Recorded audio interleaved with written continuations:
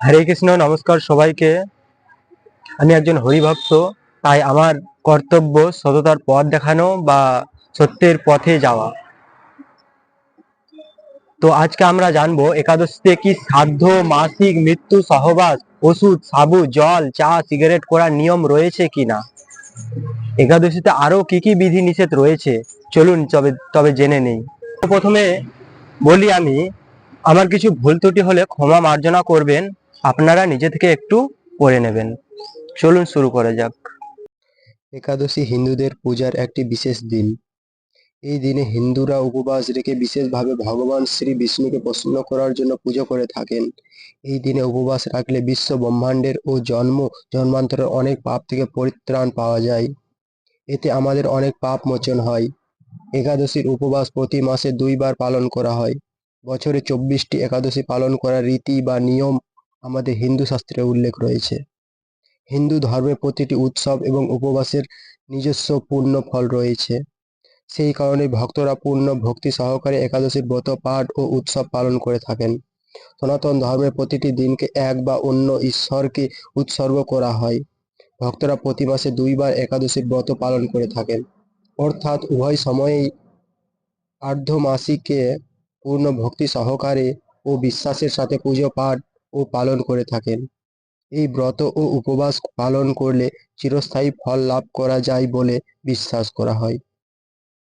একাদশীর দিন ভক্তরা ঘরে সুখ ও সমৃদ্ধি বজায় রাখতে উপবাস রাখেন।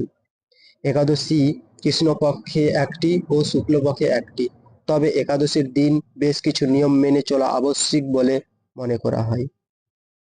একাদশীতে কি কি বিধি নিষেধ মেনে চলতে হয় ও পালন করা উচিত। 1. একাদশীতে পঞ্চ রবিশস্য গ্রহণ নিষিদ্ধ, যদি গ্রহণ করেন ব্রত নষ্ট হবে। 2. একাদশী ব্রত করলে যে কেবল নিজের জীবনের সদ্গতি হবে, শুধু তাই নয়, একাদশী পালনকৃত ব্যক্তির মৃত পিতা মাতাও নরকে গমন থেকে উদ্ধার হবে। 3.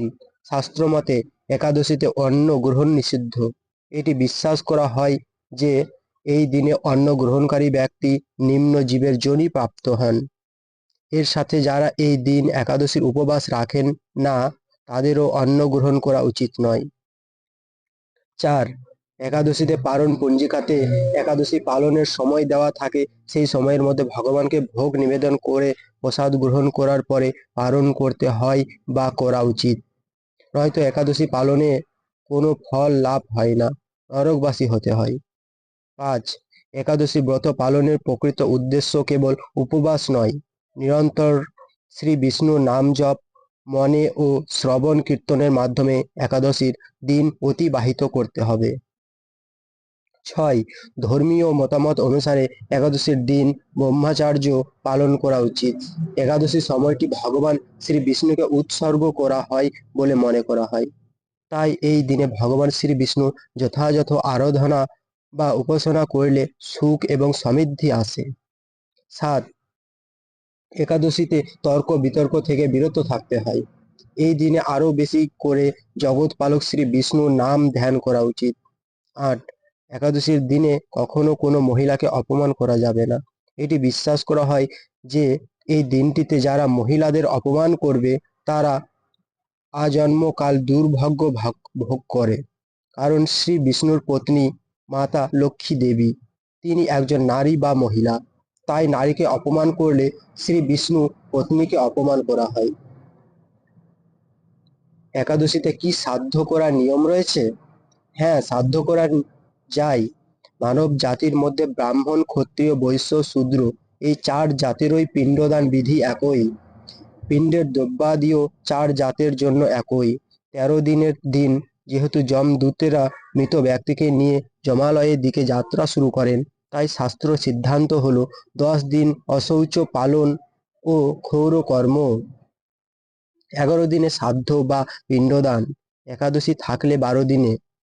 13 দিনের দিন যেহেতু যমদূতেরা মৃত ব্যক্তিকে নিয়ে যমালয়ের দিকে যাত্রা শুরু করেন, তবে 13, 15, 20 অথবা 30 দিনে শ্রাদ্ধ বা পিণ্ডদান করলে সেই পিণ্ড খাবে কে? ব্রাহ্মণেরা এইভাবে আমাদেরকে ভুল পথে চালিত করেছে। এই জন্য আমাদের ধর্মকে ভালোভাবে জানতে হবে। মাসিক চলাকালীন কি একাদশী ব্রত পালন করার নিয়ম রয়েছে? এক্ষেত্রে শ্রী শ্রী হরি ভক্তি বিলাস এ শ্রী সনাতন গোস্বামীপাদ মহর্ষি শৃঙ্গির কথা উল্লেখ করে সুস্পষ্ট দিক নির্দেশনা দিয়েছেন। একাদশং ন ভঞ্জিতাঃ নারী দৃষ্টা রজস্যাপি, অর্থাৎ নারী যদি রজস সম্বলাও হয় তথাপি একাদশীতে খাদ্য গ্রহণ করবে না, অর্থাৎ মাসিক হলেও একাদশী পালন কর্তব্য। একাদশীতে কি লবণ খাওয়ার নিয়ম রয়েছে?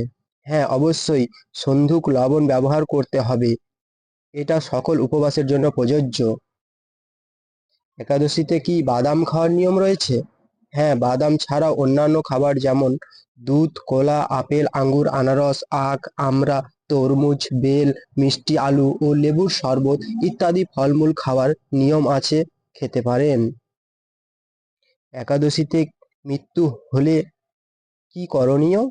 একাদশী থাকাকালীন যদি কারো মৃত্যু হয় তাহলে সে স্বর্গে নয় তৎক্ষণাৎ বৈকুণ্ঠ লোকে গমন করে। একাদশীর আগের দিন কি সহবাসের নিয়ম আছে? না, একাদশী পালনের সময় আমাদের অবশ্যই সংযমী হতে হবে। একাদশীর আগের দিন সহবাস সম্পূর্ণভাবে নিষিদ্ধ। একাদশীতে কি ওষুধ খাওয়ার নিয়ম রয়েছে? একাদশী, জন্মাষ্টমী ইত্যাদি উপবাসে ওষুধ খেলে উপবাস বা ব্রত ভেঙে যাবে না। এর প্রমাণস্বরূপ হরি ভক্তি বিলাসে 1240 শ্লোকে এবং জৈব ধর্ম গ্রন্থে মহাভারতের উদ্যোগ পূর্ব থেকে উল্লেখপূর্বক বলা হয়েছে। অষ্টেতনাব্রতঘ্নানি আপো মূলং ফলং পয়ঃ হবি ব্রাহ্মণ কমচ্চা গুরু বর্চন মৌষিধম। অনুবাদ: 8টি দ্রব্য গ্রহণে ব্রত ভেঙে যায় না।